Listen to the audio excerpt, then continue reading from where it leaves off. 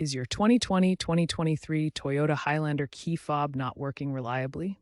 Common signs include buttons that fail to lock or unlock the doors, open the trunk, or trigger the panic alarm.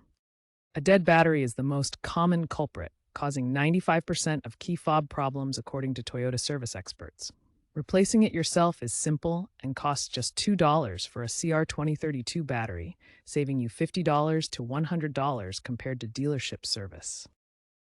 Your Highlander key fob requires a CR2032 3-volt lithium coin cell battery.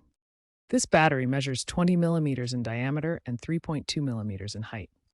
These batteries are widely available at drugstores, electronics stores, and online retailers like Amazon. A good quality battery from a reputable brand like Energizer is recommended for longevity.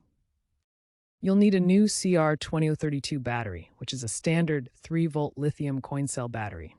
Optionally, use a small plastic pry tool or a small flathead screwdriver to open the fob, but be careful to avoid scratches. Place a soft cloth on your work surface to protect the fob's finish. Ensure your hands are clean and dry to prevent damage to the electronics. To open the key fob, first locate the small release button on the back of the fob near the keyring attachment. Press and hold this button while gently prying the fob open.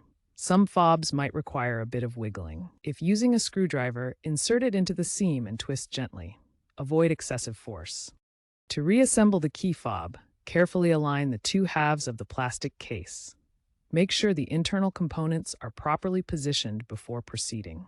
Once aligned, firmly snap the two halves back together. Press evenly around the edges until you hear or feel them click into place. Ensure the case is fully closed with no visible gaps. A proper seal is crucial to prevent moisture damage, especially in humid climates where water can cause corrosion.